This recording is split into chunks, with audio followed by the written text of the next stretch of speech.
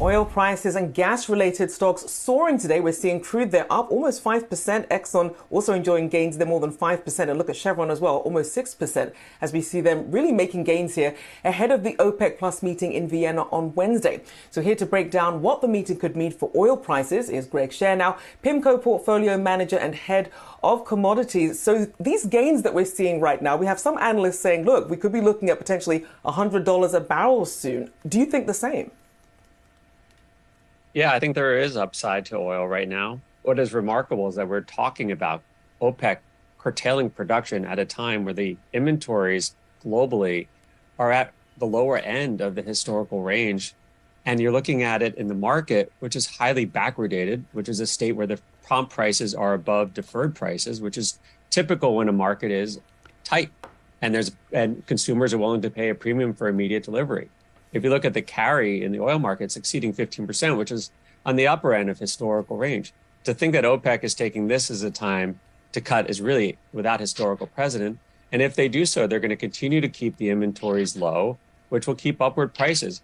They're likely doing this to, one, preempt any potential demand slowdown, but also in my mind, they're doing it to reflect the fact that their spare capacity is towards the bottom end of historical range.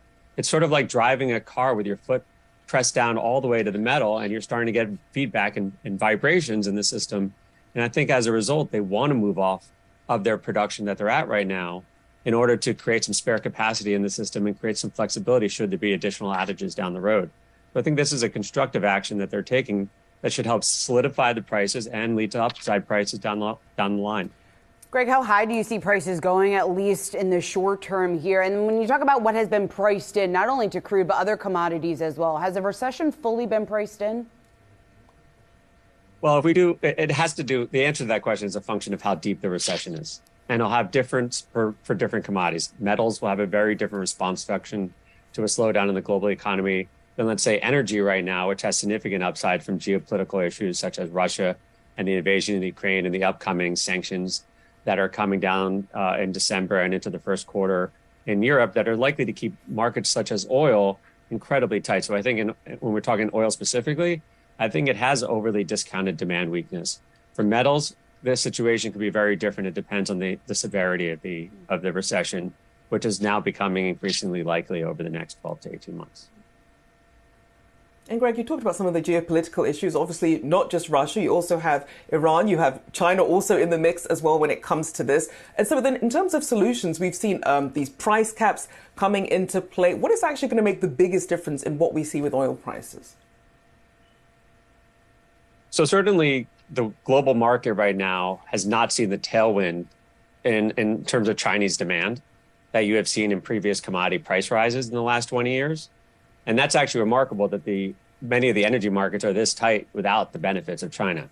So if China moves to the front foot and starts stimulating and moving away from their zero COVID and solidifies their own growth, that could be an upside catalyst. Like now, certainly, when you look at other geopolitical concerns, Russia and the sanctions are front and foremost in what could end up driving the energy markets, in part because of their impact on global gas and coal markets. And the substitution of gas into oil has been one of the main reasons why oil demand has remained resilient, despite the fact that we've already started to see a slowdown in overall transportation and economic activity. So when I look out over the next 6 or 12 months, European consumers really hold a very key role in what happens in the global energy prices and potential upside that you see there.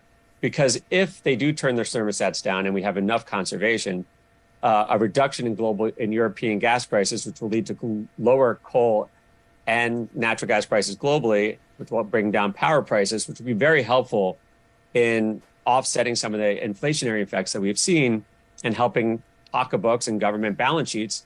You know, that could be one of the better things to actually reinvigorate the economy, but also could lead to potentially lower oil prices in the process because it'll take some of the pressure out of the system that we have seen. Greg, what do you think of this debate over price caps or not? I guess how effective are they typically, or do you think they would potentially be?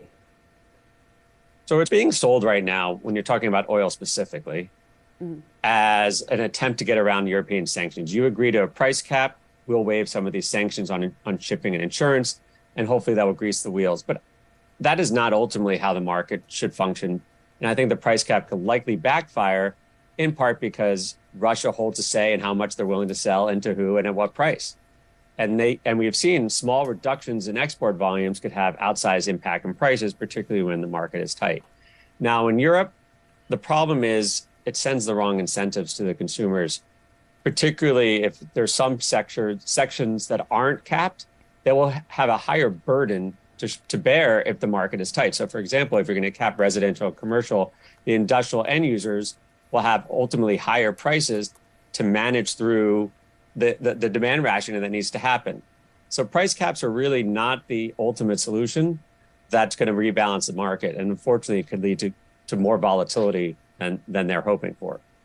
Greg Sharenow, great to get your perspective. Head of Commodities at Pimco. Thanks so much for joining us.